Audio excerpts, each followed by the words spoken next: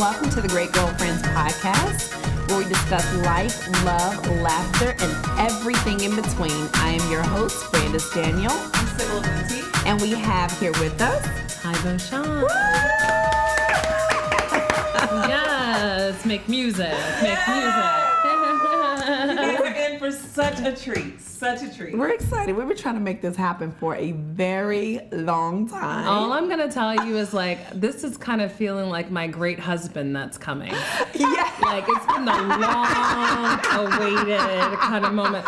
So, while we're talking, this is Great Girlfriends, I'm just saying that God is going to bless y'all, and God is going to bless me, too, okay? I'm just saying, though. When I say the most patient woman of the ward, I know. Does it go to me? Well, it does go to you, We Tais. started having this conversation in October of 2015 about scheduling this. And listen, today is April. No, well, please don't make it April. Today is March 8th, 2016. But here's the thing. What I am clear about is that some relationships, some things just need to, incubate the right way. And so this means that this is going to be a beautiful birth. Let's do this. I feel it. And you got 30 minutes. No, I'm kidding. I know. And we were going to do a different topic with you at first. Yep. Now the topic that we have for you is the perfect topic for you. Okay, well, good. I already know it. So we're just going to jump right on in. Okay, let's jump in. Because y'all see, I don't have a problem doing that. We can't thank you enough, guys. You guys, if you don't know about Tais, you need to go right now to TaiLife.com. TheTaiLife.com. Yes. Make sure you check out her website. It's phenomenal. It's all things beautiful, which we love. And as we're talking in April about self-care and wellness, we really wanted to have someone that we thought was amazing to speak to all the components that make the mental preparedness come alive. And so after if only my eyes had a voice, right? It's so great because anyone who knows of you has seen you journey throughout your career and be so vulnerable and honest everywhere you go, Tais. Your heart is always out there, and you're so professional, beautiful, dynamic, and you stay ready. When I say the energy, the zest, the joy, all of that stuff. And the give back. Tais is always giving back. Listen, so what you all need to know right now, since you can't see it, is I'm sliding really crisp $100 bills. I've taken them out of my bra strap, and I'm sliding them. Here's one for you. Look, listen to the crinkle. No, I'm kidding. But thank you, and I receive that. I receive that. And I think it's a great model for women, for our listeners, our great girls. What's happening? Wait. I was like, was that an applause? No, that wasn't. Somebody, sorry, someone showed up. Wait, how we just got someone just started yelling at us. That is so awesome. We got a round of applause. But no, seriously, all of our great girlfriends need to have another model of a woman who is able to do what you do so successfully. Thank you. We say successful because it's according to your own measure. It's what you define success at the time and stage in life that you're in. And it changes, the definition changes, but the mental preparedness shifts. So let's dive in. Tais, what does mental preparedness mean to you? Interestingly enough, I think that mental preparedness is it's not about preparing or expecting the successes that you said are kind of individualized, because I can get on that about my philosophy about success. But I think mental preparedness is being able to weather the storm and make it through those more challenging times. And that, for me, I love this Instagram Valencia filtered life that we live in, right? Ooh, say that. Girl, this Valencia lo-fi, heavy, it's such an easy world to get trapped in, where you're only thinking about the successes. But, one of the things that I realized coming from a creative landscape of working in magazines and production, you're always producing, you're always building, you're always creating. And if that's not metaphoric for the life that we live and the lives that we live now, in terms of, it's not singularly about putting the magazine out. It's the 3 months of preparation that go into the magazine. It's the same thing when you're creating a site like the Tais Life. And so I have stayed mentally prepared because I've been able to weather those times when it wasn't always so rosy and so beautiful. The other piece of it too, quite frankly, that's really important for me is faith. And that is really the foundation of everything, because when I can't say mama, or like when I can't say mama, I'm like, Lord Jesus. Right. So that actually keeps me grounded and keeps me standing, quite frankly. And then the other piece of it is really these relationships and those great girlfriends that you can talk to about when it's amazing and when it's not so amazing. And having that as an infrastructure. One, I think being very clear that everything is not always about the success, and you have to be prepared for those stumbling blocks more so than you do the success. Success, quote unquote, is easy. When the bills are being paid very easily, when you're not having staffing issues, when you're not in contract and figuring out the negotiation process of the contract, when you're on the other side and you're just doing, quote unquote, the work, there's a different skill set and talent that it takes for that. Absolutely. That's when you're drawing on talent and skill, because you've already done the preparation for that moment. Right. And so it's been an amazing journey, and one, it's so interesting. I had this happen not too long ago, and I think it's because I look real young, y'all. No, I'm kidding. But someone actually said to me, it was like, wow, you just came on the scene, and I said, what? I said, who are they talking to? What? And I had to like push my weave, tuck my weave behind my ear. Now that I don't have my short pixie, I had to tuck my weave behind the ear. Like, who are they? But isn't that what people think though? Because when they see people who have achieved what they assume is success, they assume that you just showed up on the scene. It is really amazing to me, and that's happened kind of like in everyday life, and I do attribute it to the fact that I look younger than what I am. Thank you, Mom and Mary, for my genes, but also I had a recent experience, maybe about 2 years ago, where I was in a picture with a celebrity, and on one of the big media takeout or something like that, and they said, who is this new model that's standing alongside her? Now this was 2 years ago. I've been working in publishing since I was in college, and so I've been working in publishing since I was 20 years old. Wow. Right. Where'd you start? My first internship was at Good Housekeeping. Okay. The second summer of my junior year, I interned at Harper's Bazaar, and then I was fortunate enough that Hearst was launching the Oprah magazine just as I graduated, so that was my first job out of school in 2000. Loved it. Wow. So I'm like, girl, I ain't just start. Right. Mama been doing this a long time. So it's all those experiences that I think mentally prepare me on a daily basis for when it's not pretty. Right. I remember, when I left 17 feeling, quite frankly, defeated. Why? Well, I was 25 when I became the beauty and fitness director at 17 magazine. I was 25 and African American and the only one, and the first in history. And I worked with. Wait. See? Let's get a moment for that. The only one. I'm like, we're not gonna just slide by that. Thank you. That is fantastic. Thank you. Yes. But also, so speaking of preparedness, I didn't have the mental preparedness then at 25. And that's one of the reasons why I say that mental preparedness comes when you're, in the valley, and when you're walking in the wilderness, not to use Moses as an analogy, but when you're walking in the wilderness, your preparedness on how you're gonna, hunt that animal, how you're gonna set that fire, how you're gonna cook up that food, is preparedness for you when you're in a plush land. Right. And so you have to really understand that. And so the lack of mental preparedness is at 25, and God bless all of the young millennials that I celebrate. I love their enthusiasm. I love their commitment to service. I love their ideas. I love their creativity. I love all of that.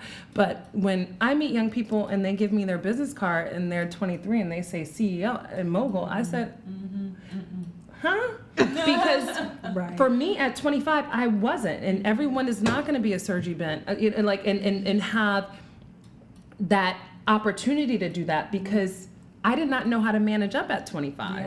I had no clue about that, and that wasn't anything textbook that anyone was telling me.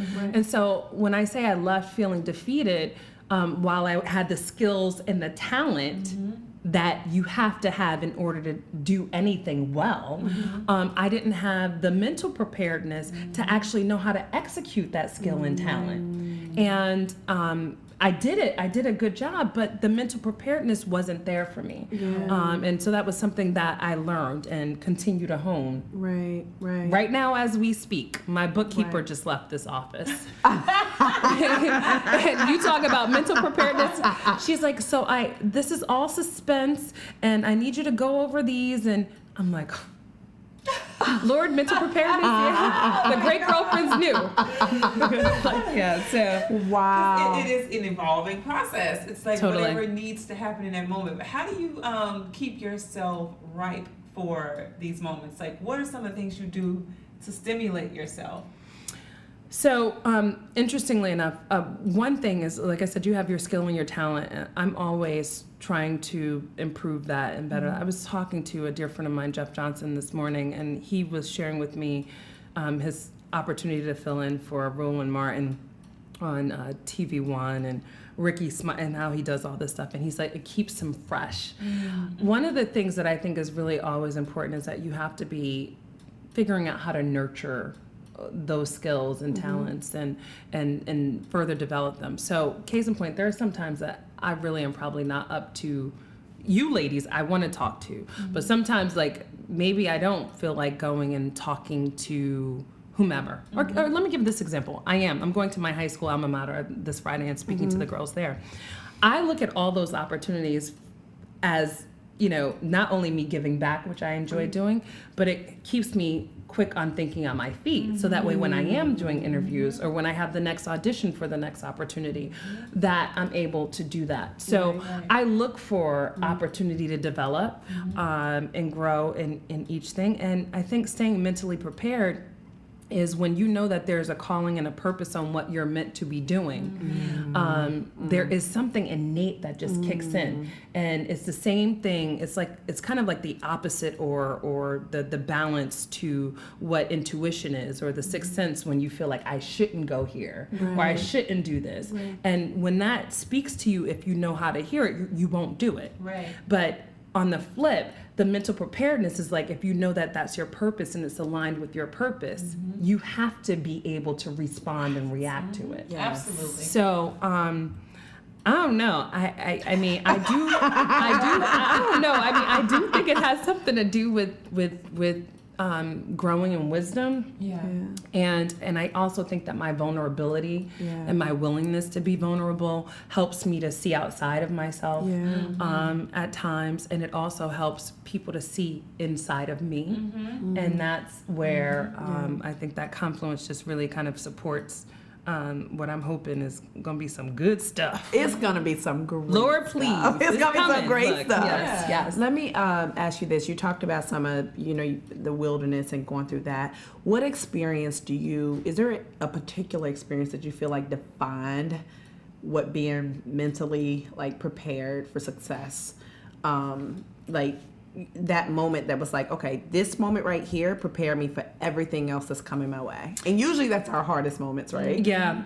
Well, I will say, I've been the last 6 months to 8 months, I've been doing a lot of growing. And so, and I mean, growing as a business, growing in projects that I'm working on. There are so many different things I'm working on that I can't necessarily divulge everything, but I'm working on something in technology. I'm working on something in, obviously, the TV and entertainment space. And when you're pushing through and you're trying to not only decide what else you're going to work on, but what you're not going to work on, because I also believe that sometimes you have to create room and space for those blessings to continue to flow in the right way. And so I will say the last 6 months, I've had growth in terms of numbers, in terms of revenue that my company, but I also have to grow in how I'm putting out that money. And it's been a struggle because in that you're constantly reassessing.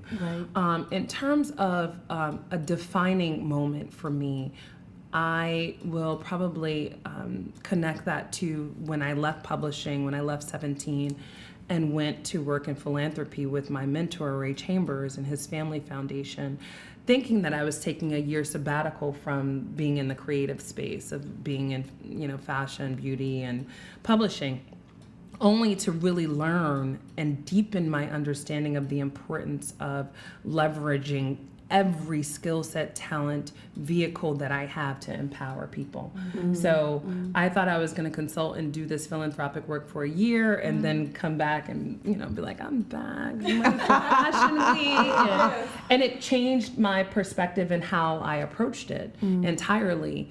And I think that for me was a message of, oftentimes you think you're supposed to be somewhere for a certain reason, but there's the universe and God or whomever you believe in conspiring on some other part of you to be like, nah, mama. Actually, it's this is what it is. So true. It's so true. So one of the things I've watched Ty do like a boss. Listen, like a BAWSE. Like a boss. Like a boss. Is manage relationships and build relationships. Your web of relationships is just beyond me. She's got that love at first sight effect. Like I'm just like it's like I love you. What's your name? Can we be friends? Can we be friends? Yes. It's beyond. So, a lot of our girlfriends want to know kind of how do they get to a place where they start to build these meaningful relationships which also a lot of times helps with achieving some level of success, right? Yeah. We were talking earlier, and I don't like the word networking. I think also recognize that a relationship that is going to come to you is going to come to you, and it's going to be. So you can't force, be it a business relationship, be it a personal relationship, be it a familial relationship. You can't force those things because there's something organic about that. And I think building, and I love that you say building and cultivating relationships.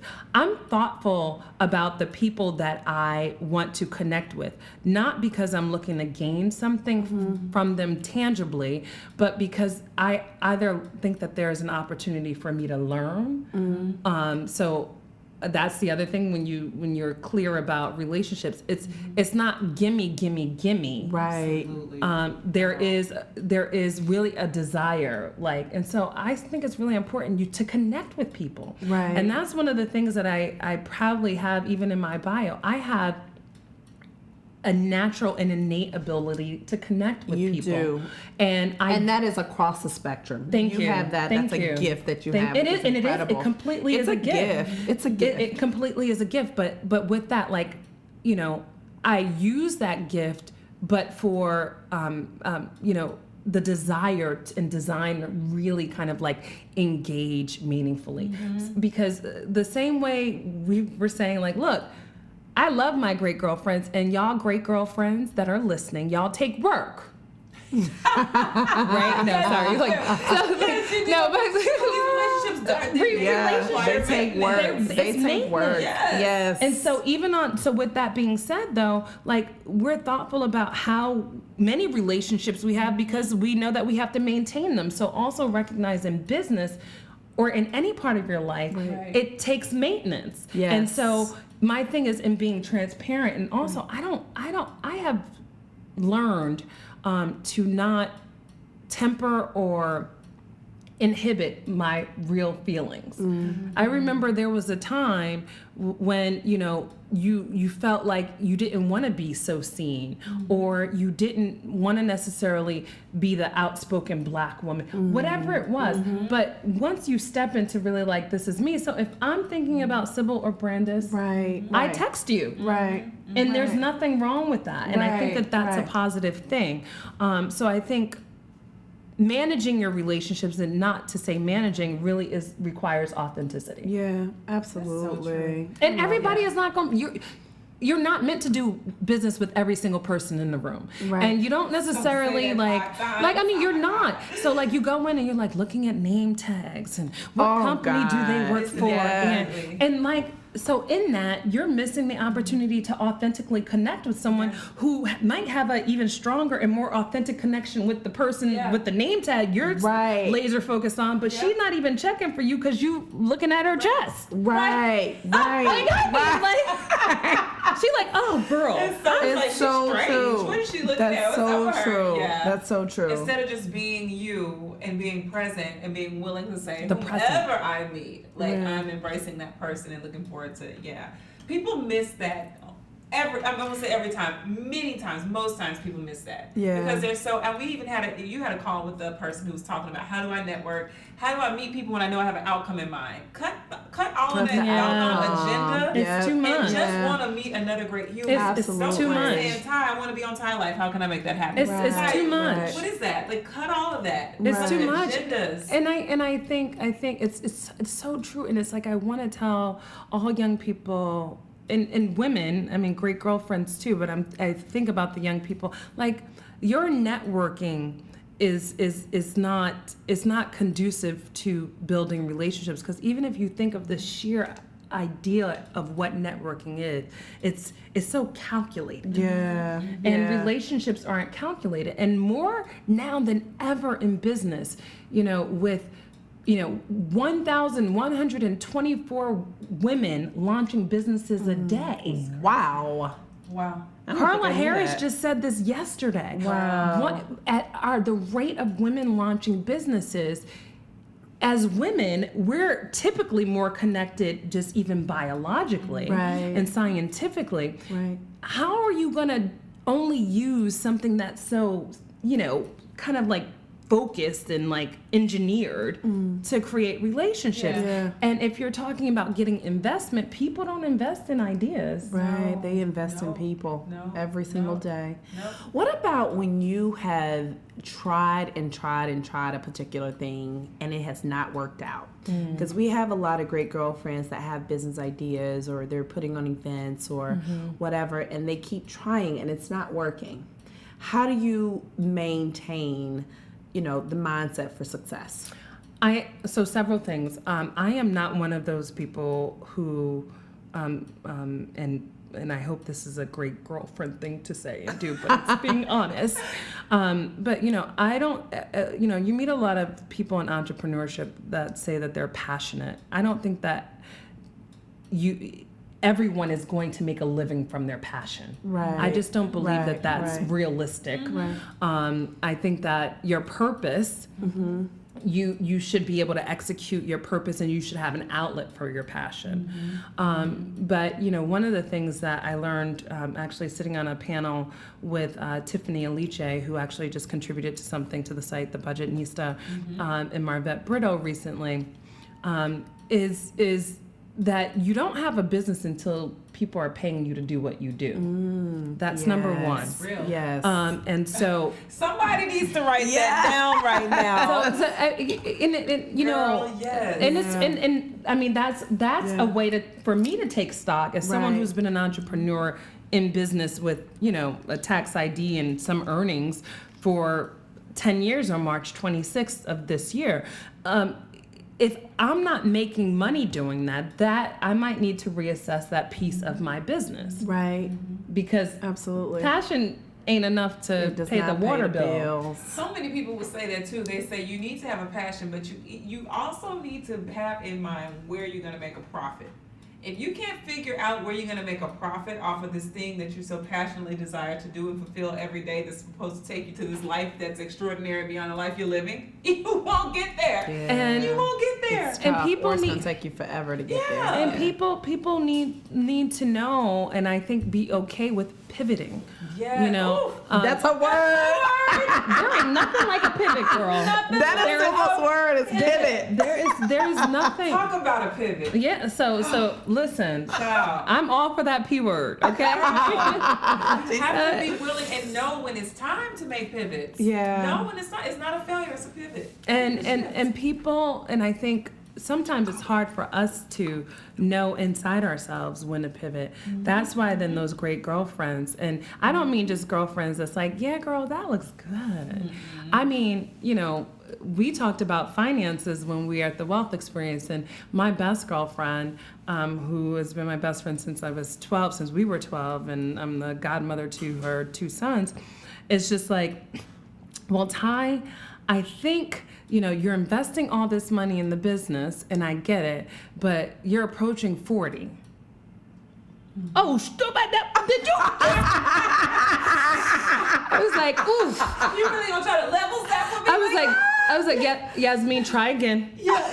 Like, you done used the wrong words. Like, no, you did it. No, but that's real talk. She's like, so Ty, when are you thinking? And I said, look, and I'm building business. I have to fly here. I just mentioned I have to take a trip that I wasn't expecting and change some plans. So then you make those adjustments and you do all of that, and that requires more resources and more money to do that. Right. So then you look at your credit card statement. I was like, oh, dog. I was like, so, all right, yes, I got to pay these down. Do I pay all of them down gradually? Yeah. She said, no, you do one. But see, when you speak to someone who's really going to direct you on how to pivot, and with integrity and with honesty, that's even brutal. You're approaching 45, Yasmin. Yasmin, ain't nobody asked you how old I was. I know my birthday. No, but it's true. But she level set because a good girlfriend will keep things straight with you and Girl, just bye. and make sure. She's like, Ty, my boo, I love you. Have you considered this? No, that's a great one. So how and I'm gonna. This is. Did you say 40? We have to ask one of the last few questions, right? But Ty, I want to know, how have great girlfriends helped you stay prepared for success? Well, the chick just checked me and told me I wanted to tell me about my birthday. Were you there? Like, no. One of my great girlfriends is actually my office mate here. Oh, wow. Who has